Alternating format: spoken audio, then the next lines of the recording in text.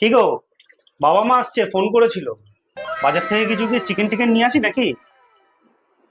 না না, এত রাত্রিবেলা তোমাকে আর চিকেন আনতে যেতে হবে না। ভাত ডাল আলু ভাজা রান্না হয়ে গেছে, এটাই খাইয়ে দেবো। এতদিন পর ওনারা আসছে, শুধু ভাত ডাল আলু ভাজা খাওয়াবে? আরে বয়স হয়ে গেছে, একটু বোঝো। ভাত ডাল আলু ভাজা খেলে শরীরটা ভালো থাকবে। ঠিক আছে। এতদিন পর আমার শ্বশুর শাশুড়ি আসছিল, ভাবলাম কিছু একটু ভালো মন্দ খাওয়াবো। ঠিক আছে, ভাত ডাল আলু ভাজাই খাই।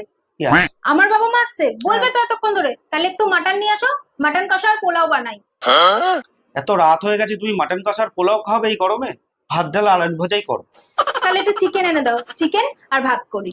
এই বয়সে এখন রাত্রিবেলা চিকেন খাওয়াটা ঠিক না, তুমি ভাত ডাল আর আলু ভাজাই করো। তাহলে একটু মাছ এনে দাও, একটু মাছের ঝোল আর ভাত করি।